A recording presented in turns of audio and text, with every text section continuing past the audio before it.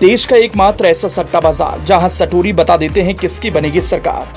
फलोदी सट्टा बाजार में नया आंकड़ा, क्या इंडिया गठबंधन लेने वाली है लीड? किस पार्टी को मिल रही सीटें? चरण चरण में बदलता जा रहा सट्टा बाजार में खेल। देश में लोकसभा का चुनाव चल रहा है। अब तक 4 चरणों में वोटिंग हो चुकी है, लेकिन अभी भी किसी एक दल के समर्थन में आंकड़ा दिख नहीं रहा। किसकी सरकार बन रही?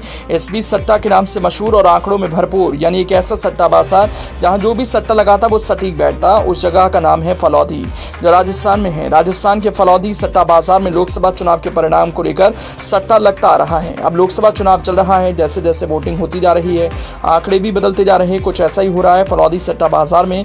किसकी सरकार बन रही, किसकी सरकार नहीं बन रही, किस पार्टी को कितनी सीटें मिल रही, ये सारे के सारे आंकड़े सट्टा बाजार में रखे जाते हैं और लोग खोलकर सट्टा लगाते हैं। कहा जाता है कि यहाँ पर सट्टा लगाने के लिए ऐसे वैसे लोग नहीं होते, वो पूरी तरह से चुनावी परिपक्व होते हैं और अब तक सट्टे बाजार में जिसके फेवर में सट्टा लगा उसी की सरकार बनी। फलौदी सट्टा बाजार में इस बार के चुनाव को लेकर भी खूब दांव लगाए जा रहे हैं। आज हम इस रिपोर्ट में यही बताएंगे कि इस समय इनके हिसाब से किसकी सरकार बन रही। फलौदी सट्टा बाजार काफी पुराना है, जहां चुनाव से लेकर कई चीजों को लेकर सट्टा लगाया जाता है।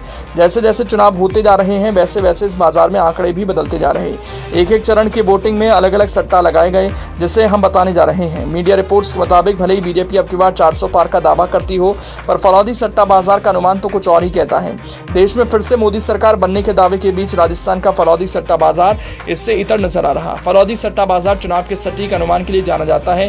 देश में किसकी सरकार बनेगी ये तो 4 जून को नतीजे बताएंगे। अगर सटोरियों का अनुमान सही होता है तो इसका फर्क कांग्रेस और आम आदमी पार्टी की सीटों पर पड़ सकता है।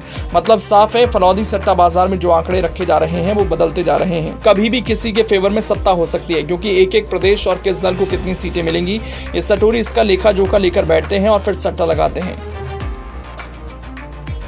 अगर सट्टा बाजार की माने तो हर चरण में बीजेपी की स्थिति कमजोर पड़ रही। बाजार में अनुमान लगाया जा रहा है बीजेपी को पहले चरण में 400 के आसपास सीटें मिलने का अनुमान था, दूसरे चरण में 400 से कम था।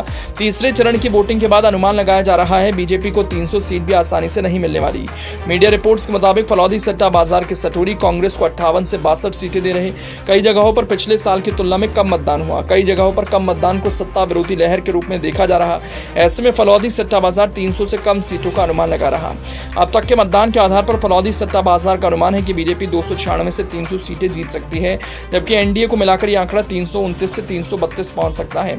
अगर यूपी की बात करें तो 60 से ज्यादा सीटें बीजेपी को मिलेगी। आपको बता दें कि यह सिर्फ सट्टा बाजार की खबर के मुताबिक है, रियलिटी में ऐसा कुछ भी नहीं है। जो भी नतीजे होंगे 4 जून को ही पता चलेंगे।